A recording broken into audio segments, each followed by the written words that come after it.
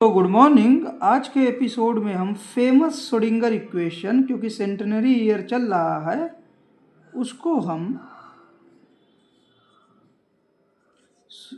Schrodinger equation को complex variable नहीं,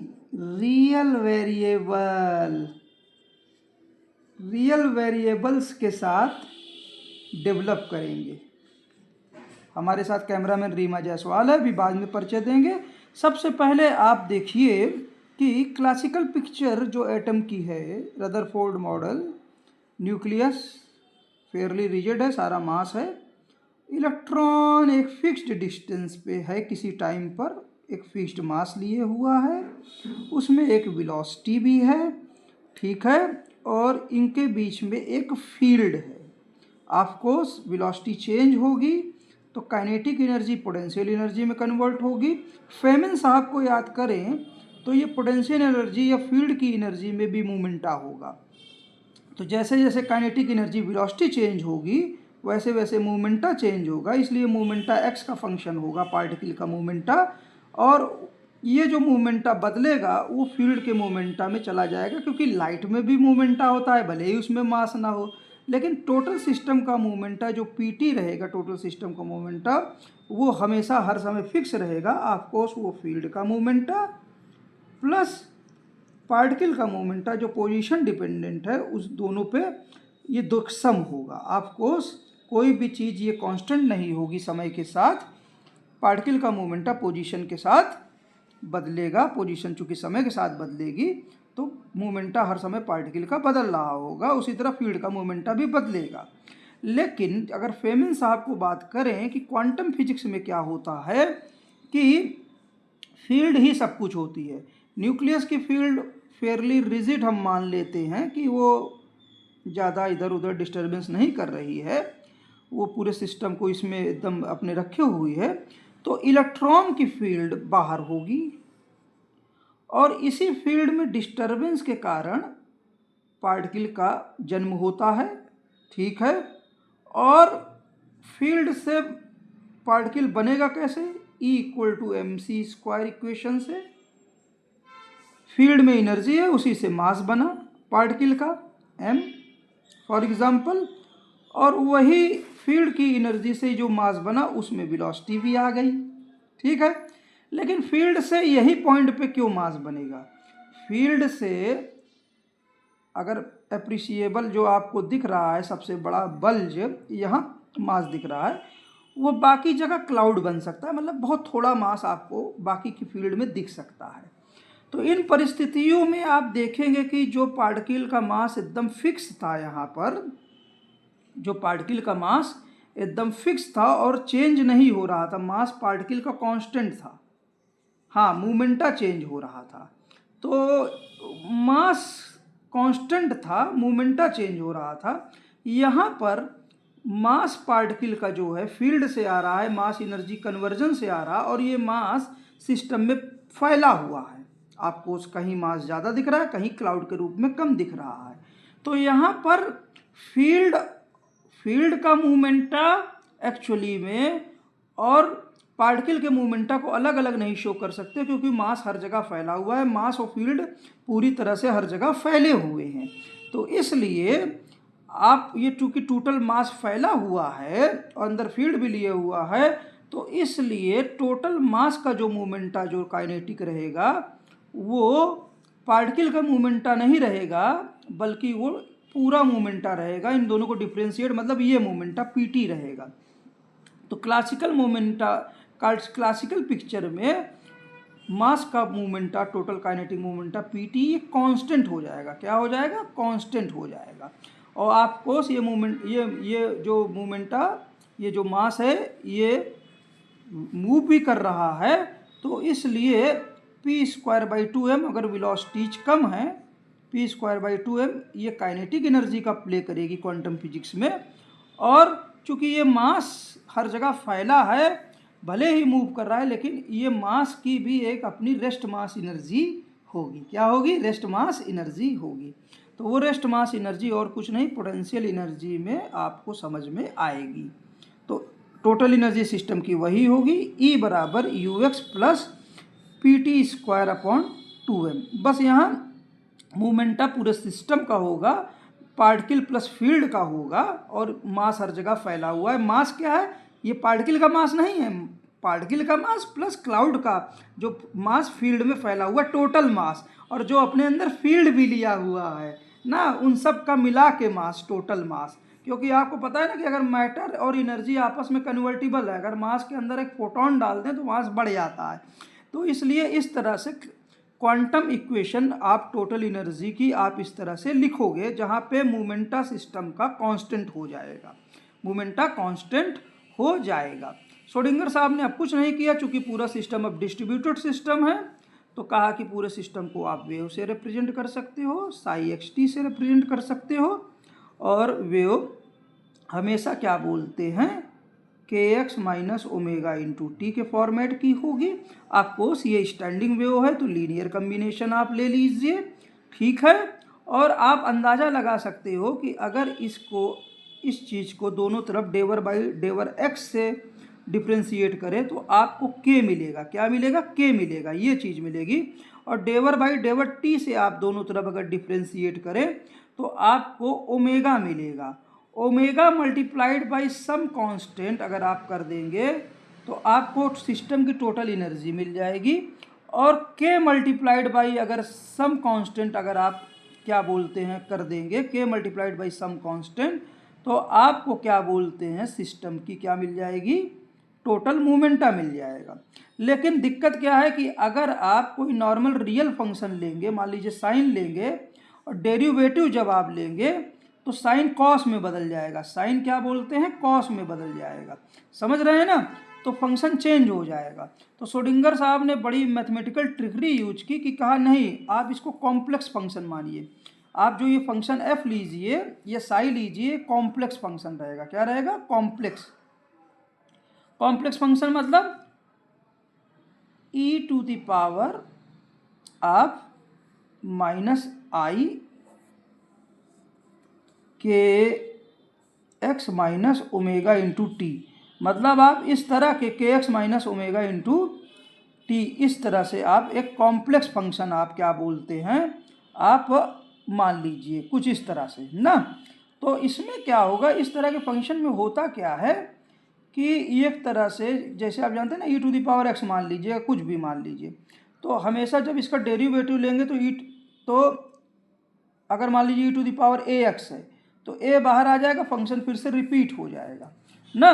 तो इस तरह से उन्होंने कहा कि आप वेव फॉर्मेट में जब इसको शो करेंगे तो साई एक्स को आप कॉम्प्लेक्स एंटाइटी मानेंगे, और उन्होंने कहा कि जब पार्शियल डेरिवेटिव x के रेस्पेक्ट में रहेंगे मल्टीप्लाइड बाई सम कांस्टेंट, जो उन्होंने कहा आई एच कट माइनस एच ना, तो ये एक तरह से आपको सिस्टम का टोटल मोमेंटा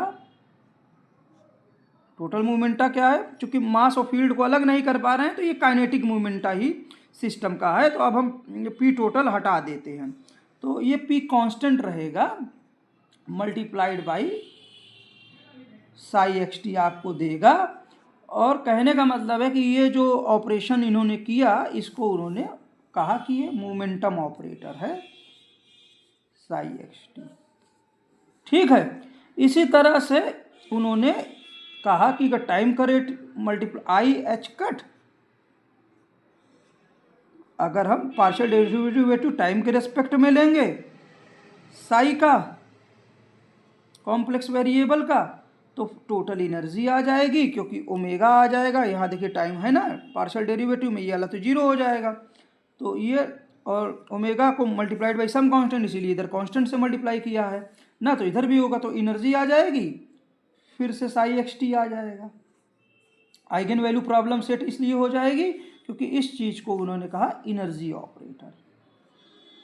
तो जब भी एनर्जी ऑपरेटर से साई एक्स टी पे करेंगे तो एनर्जी मिल जाएगी मल्टीप्लाइड बाई फंक्शन रीजनरेट हो जाएगा। मोमेंटम ऑपरेटर से करेंगे तो मोमेंटम आ जाएगा। कैमरामैन रीमा जायसवाल समझ में आ रहा है ना? तो ये फिर से ये फंक्शन जनरेट हो जाएगा। तो इन दोनों सब्स्टिट्यूशंस को इन्होंने इस इक्वेशन में देखिए, जो इन्होंने अपनी इक्वेशन बनाई है क्लासिकल एनालॉग से लेकर, क्लासिकल एनालॉग में देखिए अंतर था क्लासिकल में क्या था कि ई जो था टोटल सिस्टम की एनर्जी बराबर potential energy plus kinetic energy या p²/2m। लेकिन क्लासिकल पिक्चर में पार्टिकल का मोमेंटा कांस्टेंट नहीं था, लेकिन क्वांटम पिक्चर में चूंकि पार्टिकल का मास फैला हुआ है तो फील्ड और मास को अलग नहीं कर पा रहे हैं, आपस में इंटर कन्वर्टिबल भी है इक्वल टू mc² से, तो इसलिए टोटल मोमेंटा यहाँ पर क्वांटम पिक्चर में ये फिक्स हो जाएगा। क्या हो जाएगा? फिक्स हो जाएगा। ठीक है, तो जो क्वांटम पिक्चर है उसको लिख लेते हैं E बराबर ux प्लस p²/2m, जहाँ m क्या है? टोटल सिस्टम का मास, पार्टिकल जो दिख रहा है प्लस क्लाउड कम में जो मास है टोटल मास। p क्या है? टोटल मोमेंटा, पार्टिकल और जो वेव मोमेंटा दोनों जो मिक्स है टोटल मोमेंटा। ठीक है, अब उन्होंने क्या किया, जो वेव इंटरप्रिटेशन है, वेव फंक्शन है साई, उससे दोनों तरफ मल्टीप्लाई कर दिया इस इक्वेशन को साई xt से। ठीक है, और फिर इन्होंने क्या किया कि ई साई xt इधर लिख लिया और ये बराबर हो गया ux साई xt, ये इधर हो गया। p²/2m को p/2m लिख लिया और p कांस्टेंट है और इसको साई xt से इधर लिख लिया। ठीक है, ये और कुछ नहीं, चूंकि ये p टोटल कांस्टेंट है तो ये और कुछ नहीं, एक्चुअली में इसके इक्विवेलेंट है momentum operator multiplied by Sai xt। इस तरह से उन्होंने ये फंक्शन क्या बोलते हैं, और ये ई साई xt क्या है? ई साई xt और कुछ नहीं है, एक्चुअली में ये एनर्जी ऑपरेटर गुणा इतना है। ई साई xt एनर्जी ऑपरेटर गुणा इतना है। और जब ये वैल्यूज फिक्स की तो उनकी फेमस जो श्रोडिंगर इक्वेशन आती है IH कट /t, चूंकि एक ही बार इधर है तो इसमें समझने में कोई दिक्कत नहीं है। Psi xt is equal to, और दो बार जब इसी तरह से p को फिर अंदर ले जाएंगे तो डबल डेरिवेटिव बन जाएगा। फाइनल हम सॉल्व करके लिख रहे हैं, जो सभी लोग रटे भी रहते हैं, h²/2m डबल डेरिवेटिव हो जाएगा इसका Sai xt plus ux Sai xt। ये श्रोडिंगर इक्वेशन कॉम्प्लेक्स वेरिएबल से आई। ठीक है, लेकिन हमारा अगर मॉडल सही है, अगर हमारा मॉडल इंटरप्रिटेशन सही है तो यही इक्वेशन रियल वेरिएबल से भी आनी चाहिए, यही इक्वेशन रियल वेरिएबल से आनी चाहिए। तो हम क्या करेंगे, मास और फील्ड को एक साथ दिखाएंगे। इस फिगर को और अच्छे से अगर आप दिखाना चाहें, इसको फिर से रीड्रॉ कर रहे हैं, जो मास फैला हुआ है ये देखिए, एक्चुअली में हम यहाँ पे इसको फिर से रीड्रॉ कर रहे हैं और यहाँ पर न्यूक्लियस है और मास फैला हुआ है, फील्ड फैली हुई। फील्ड को हम, फील्ड में चूंकि मास होता नहीं है तो मासलेस नेगेटिव पार्टिकल से फील्ड को रिप्रेजेंट करते हैं, और इन्हीं के इंटरप्ले से, वास्तव में इनके इंटरप्ले से हर जगह मास जो हम सॉलिड डॉट से रिप्रेजेंट कर रहे हैं वो फैला हुआ है, वो फैला हुआ है। ठीक है ना।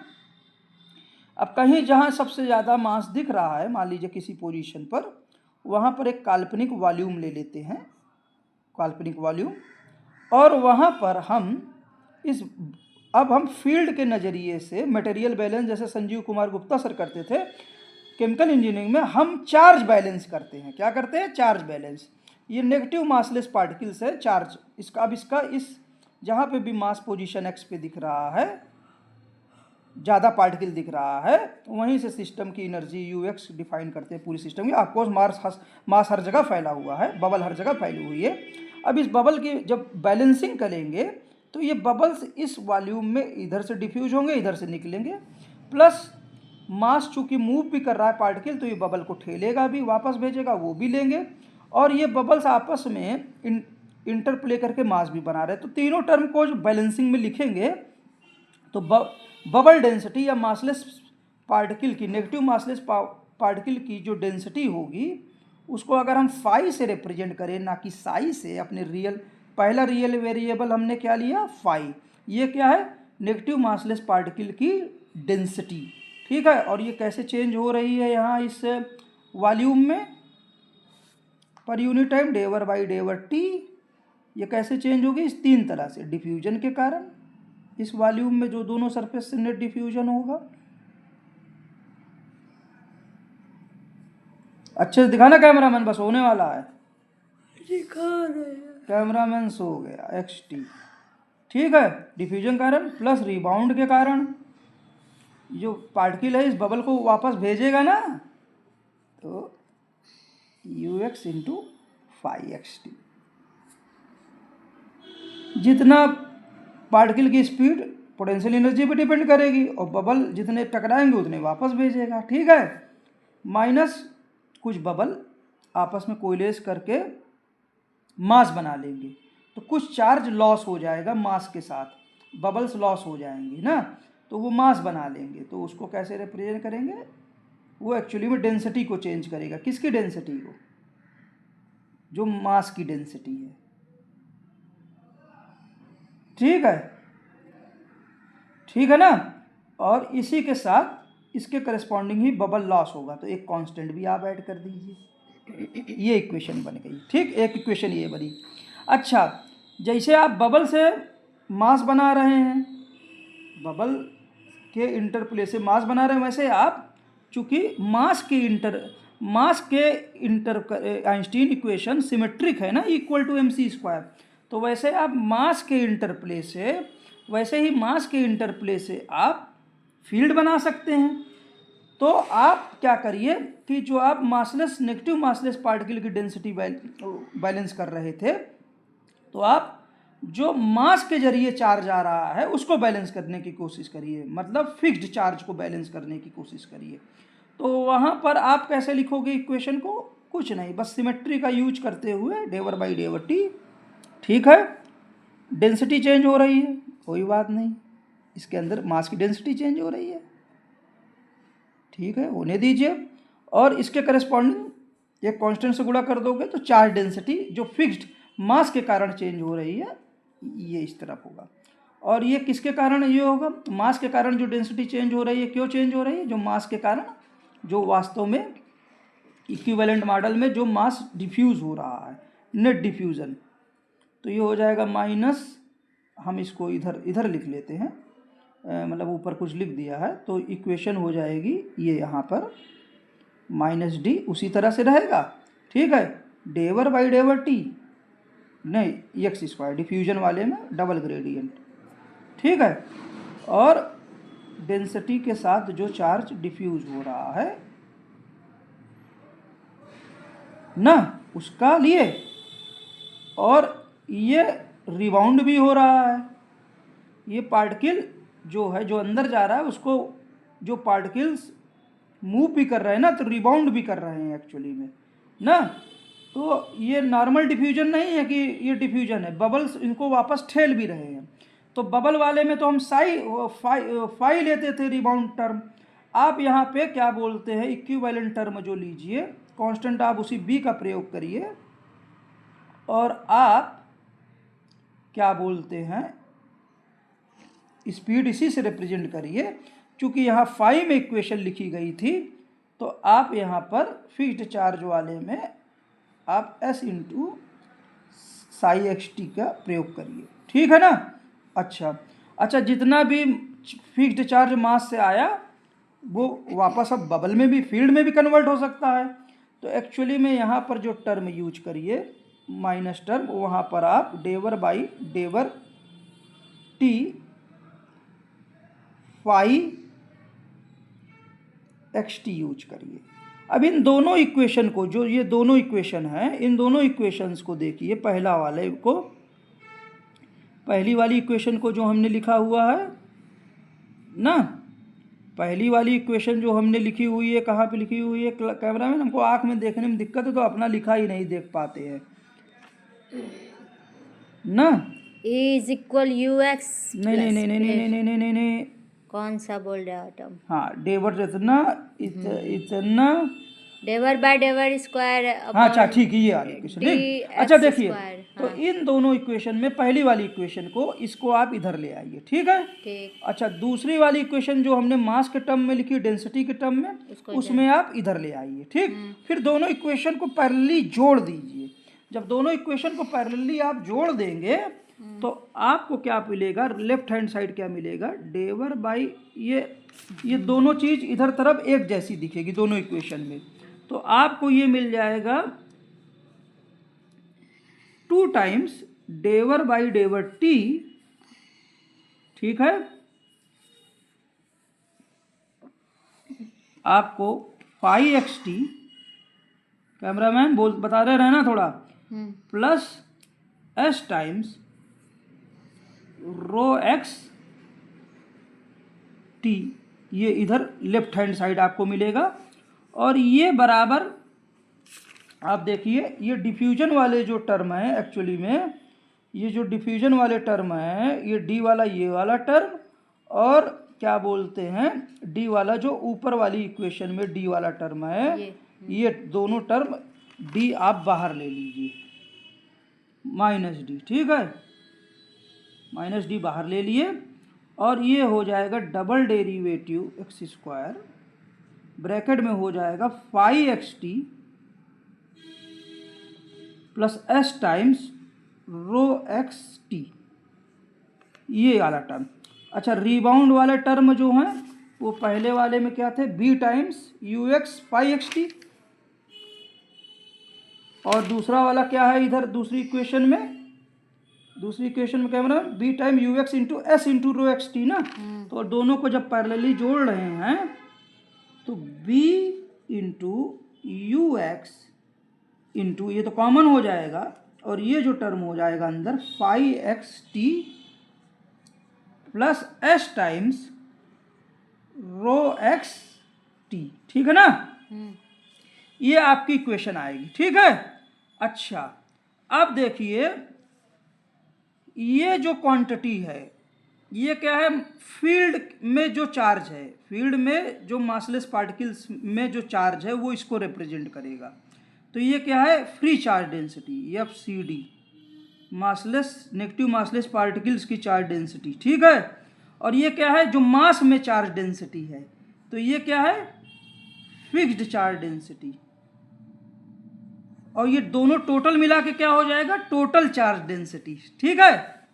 और वही टर्म जो है वो यहाँ पे भी आ रहा है और यहाँ पे भी आ रहा है। इस टर्म को हम क्या बोलते हैं, एक साथ हम नया टर्म देते हैं क्या, ये टोटल चार्ज डेंसिटी है। तो इसको हम टोटल चार्ज, अभी हम अब क्या करते हैं कि इसको नया टर्म दे देते हैं, total charge density Sai x T. चूँकि साई हमने कॉम्प्लेक्स माना था श्रोडिंगर इक्वेशन में, तो हम इसको मॉड ले लेते हैं, क्या ले लेते हैं, मॉड दे देते हैं इस टर्म को। तो जैसे ही आप ये चीज़ रखोगे तो एक्चुअली में आप देखोगे कि ये आएगा -2 times del by del t psi x t का मॉड, मतलब ये एक्चुअली में है क्या, साई एक्स टी का मॉड, ये एक्चुअली में टोटल चार्ज डेंसिटी है, जो फील्ड में चार्ज है और जो मास में चार्ज है। और ये बराबर हो जाएगा -d टाइम्स एक्चुअली में del square del x square psi x t का मॉड, क्योंकि हमने रियल टर्म में काम कर रहे हैं, ठीक है। प्लस आप देखिए यहाँ पर ये हो जाएगा b टाइम्स, कैमरामैन अच्छे से दिखाइएगा, यू एक्स, ये हो जाएगा ये वही mod of psi x T ना। अब देखिए आप दो को इधर नीचे ले आइए, ठीक है। तो ये हो जाएगा, अरे माइनस कहाँ से आ गया, इधर तो कोई माइनस था नहीं ना, नहीं, ठीक है। दो को आप इधर ले आइए, तो ये हो जाएगा del by del t mod of psi x t ठीक है, is equal to minus d by two del square del x square mod of psi x t plus b by two u x multiplied by mod of psi x t. ठीक है, अब ये जो b by two term आप देख रहे हो, आप इसको, चूंकि ये कांस्टेंट ही है ना, ये कांस्टेंट ही है, तो आप इसको सीधा सीधा एक नया b बना लीजिए। क्या बना लीजिए? नया b बोल लीजिए। क्या बना लीजिए? नया b। ठीक है ना, कांस्टेंट ये नया b बना लीजिए। और आप क्या करिए, इस b को कॉमन ले लीजिए, इस b को कॉमन ले लीजिए इधर। तो एक्चुअली में ये जो फिर आ जाएगा, कॉमन लेके इधर ले आइए, तो एक्चुअली में ये हो जाएगा 1/b। ठीक है, del by del t mod of psi x t is equal to, चूंकि इधर से कॉमन लेके इधर लाए हैं तो इधर नीचे d upon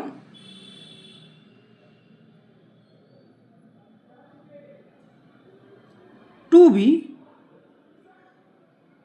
डेवर square del x square mod of psi x T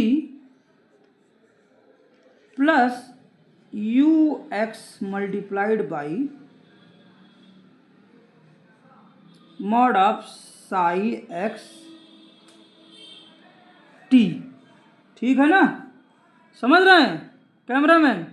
यहाँ से b पूरा ये इसको नया b मान लिए, तो पूरे सिस्टम से b को कॉमन लेके नीचे ले आए, तो ये हो गया। ठीक है, और यहाँ b था नहीं तो इसलिए यहाँ पे b आ जाएगा। ठीक है ना, जब पूरे सिस्टम से कॉमन लेंगे, यहाँ b नहीं तो यहाँ नीचे b आ जाएगा, और ये b लेके यहाँ पे ले आए। ठीक है, तो ये इक्वेशन आपको आ गई। ठीक है, अब इस इक्वेशन को श्रोडिंगर इक्वेशन से, अच्छा ये फालतू हम फिर से 1/b कांस्टेंट ही है, तो इसको हम b को ऊपर कर देते हैं सजा के, अच्छे से अब लिख लेते हैं।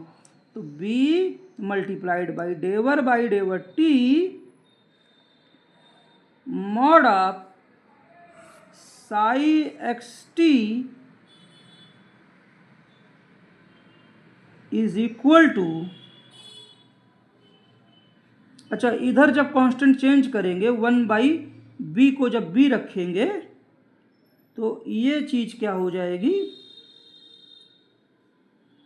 हम एक दूसरा d ले लेंगे, 1/b को b रख देंगे, b और d को मिला देंगे, कांस्टेंट आर्बिट्री लेने हैं ना, तो ये -d/2 हो जाएगा del square del x square. Camera man अच्छे से दिखाइएगा Reema, mod of psi x t, ठीक, प्लस यू एक्स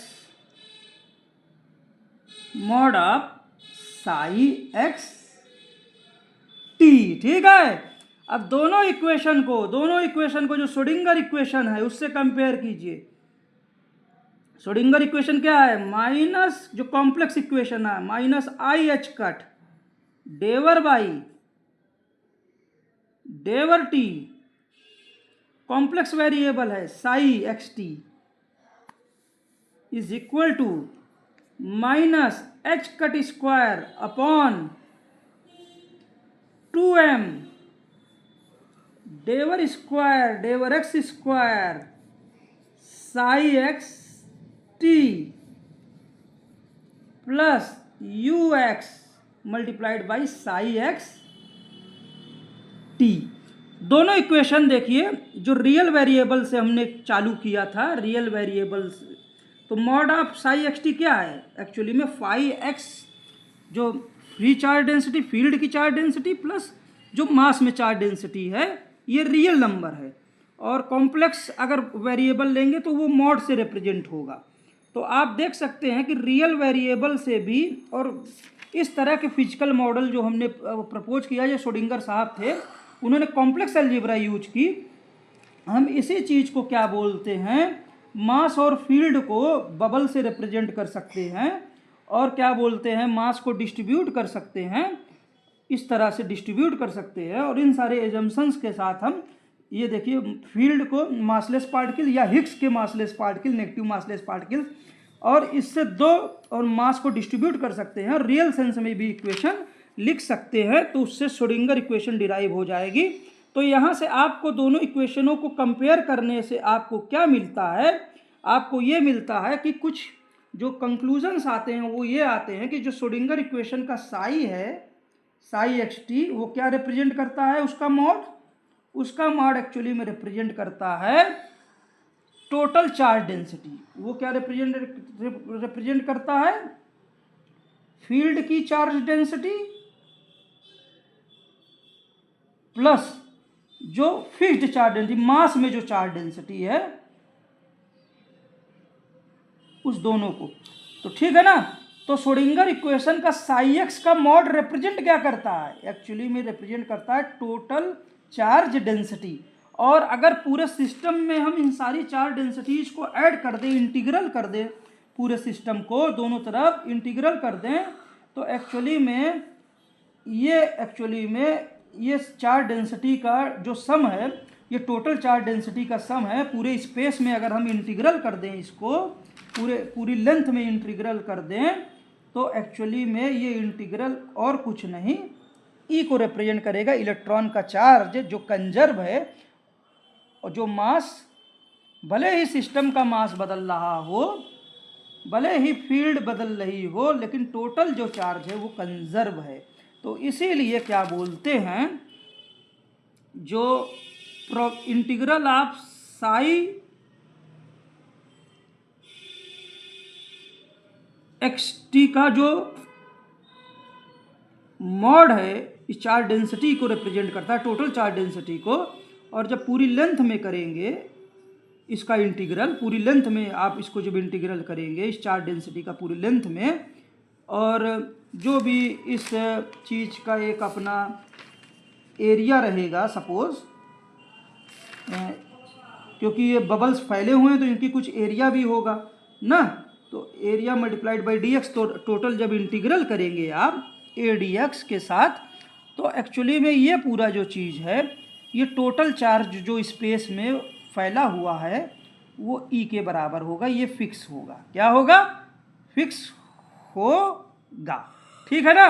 तो देखिए हमने कैसे, तो साई को सिग्निफिकेंस हमने कैसे दिया। साई एक्चुअली में क्या है, जो कॉम्प्लेक्स अलजेब्रा में साई एक्स टी है, उसका मॉड और कुछ नहीं है, रियल वेरिएबल में वो टोटल चार्ज डेंसिटी है, free charge density plus mass में जो चार्ज डेंसिटी है,